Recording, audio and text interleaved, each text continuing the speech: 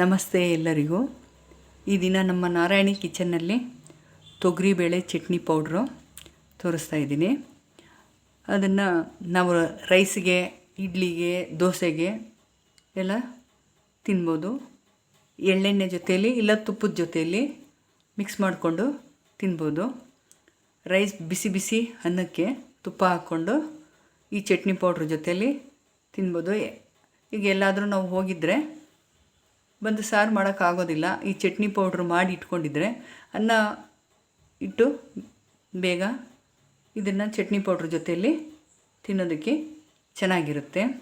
ಈಗ ಒಲೆ ಹಚ್ಚೋಣ.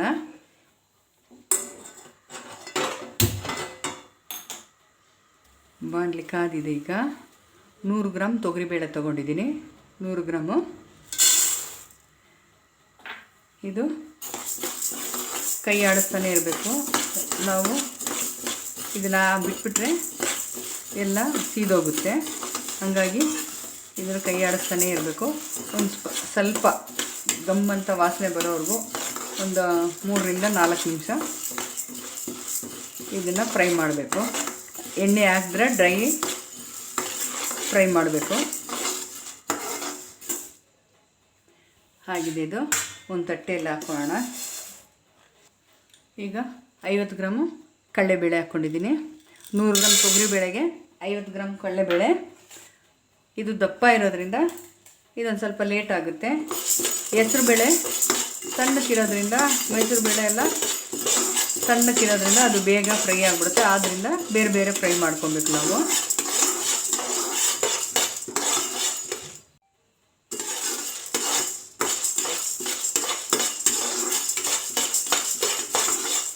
ಈಗ ಕಡಲೆಬೇಳೆನೂ ರೆಡಿಯಾಗಿದೆ. ಅದೇ ತಟ್ಟೆಯಲ್ಲಿ ಹಾಕೋಣ. ತೊಗರಿಬೇಳೆ ಹಾಕಿದ ತಟ್ಟೆಯಲ್ಲೇ ಆಮೇಲೆ ತೋರಿಸ್ತೀನಿ ನಾನು. ಈಗ 50 ಗ್ರಾಮು ಹೆಸರುಬೇಳೆ ಸಣ್ಣ ಉರಿಯಲ್ಲೇ ಫ್ರೈ ಮಾಡ್ಕೊಬೇಕಿದು.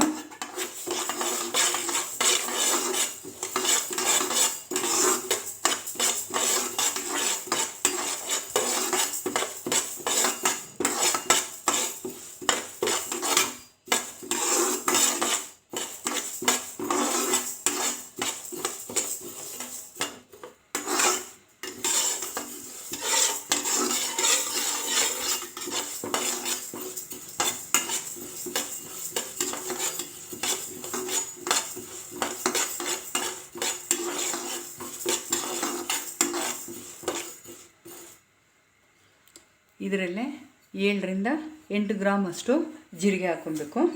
ಹಾಕ್ಕೊಳ್ಳಿ.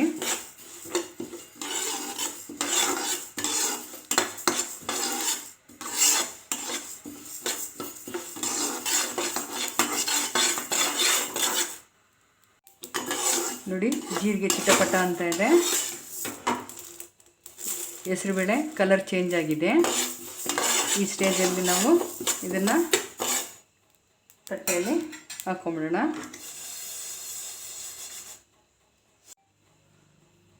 ಐವತ್ತು ಗ್ರಾಮು ಮೈಸೂರು ಬೇಳೆ ಹೇಳ್ತೀವಲ್ಲ, ಅದು 50 ಗ್ರಾಮು. ಇದೆಲ್ಲ ಮಕ್ಕಳು ತಿನ್ನೋದಿಲ್ಲ. ಇದೆಲ್ಲ ಪ್ರೋಟೀನು. ಮಕ್ಕಳಿಗೆ ಇಡ್ಲಿ ಜೊತೆಯಲ್ಲಿ, ದೋಸೆ ಜೊತೆಯಲ್ಲಿ ಮತ್ತು ಬಿಸಿ ಬಿಸಿ ಅನ್ನದ ಜೊತೆಯಲ್ಲಿ ತುಪ್ಪ ಹಾಕಿ ಕೊಟ್ಟರೆ ತುಂಬ ಇಷ್ಟಪಟ್ಟು ಅವರು ಇದನ್ನು ತಿಂತಾರೆ. ಈಗ ಒಂದು 15 ಗ್ರಾಮು ಗುಂಟೂರು ಬ್ಯಾಡಗಿ ಮೆಣಸಿನ್ಕಾಯಿ, ಎರಡನ್ನೂ ನಾನು 15 ಗ್ರಾಮ್ ತೊಗೊಂಡಿದ್ದೀನಿ. ಅವ್ರವ್ರ ಖಾರಕ್ಕೆ ಅನುಗುಣವಾಗಿ ತೊಗೊಳ್ಳಿ. ಖಾರ ಜಾಸ್ತಿ ಬೇಕಾದರೆ ಇನ್ನೊಂದು 2 ಮೆಣಸಿನ್ಕಾಯಿನ, ಒಣಗಿನ ಮೆಣಸಿನ್ಕಾಯಿ, ಗುಂಟೂರು ಮೆಣಸಿನ್ಕಾಯಿ ಸೇರಿಸ್ಕೊಳ್ಳಿ. ನಾನು 2 ಸೇರಿಸ್ಕೊಂಡಿದ್ದೀನಿ, ಕಲರ್ಗೋಸ್ಕರ ಮತ್ತು ಖಾರಕ್ಕೋಸ್ಕರ ಗುಂಟೂರು.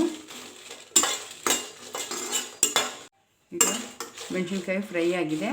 ತುಂಬ ನಾವು ಫ್ರೈ ಮಾಡಬಾರ್ದು. ಸ್ವಲ್ಪ ಈ ಥರ ನೋಡಿ ಸೌಂಡ್ ಬರ್ತಾಯಿದೆ ನೋಡಿ, ಈ ಥರ ಸೌಂಡ್ ಬಂದರೆ ಸಾಕು. ಇಲ್ಲಾಂದರೆ ಕಲರು ಚೇಂಜ್ ಆಗಿಬಿಡುತ್ತೆ.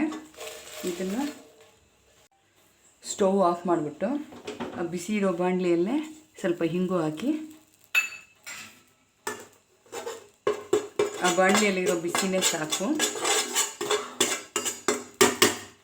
ತುಂಬ ಫ್ರೈ ಮಾಡಬಾರ್ದು, ಸೀದೋಗ್ಬಿಡುತ್ತೆ. ನೋಡಿ, ಇಷ್ಟಾದರೆ ಸಾಕು.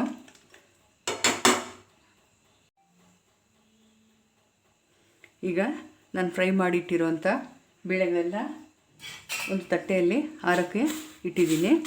ಇದು ತಣ್ಣಗಾದಮೇಲೆ ನಾವು ಇದನ್ನು ಪೌಡ್ರ್ ಮಾಡ್ಕೊಬೇಕು.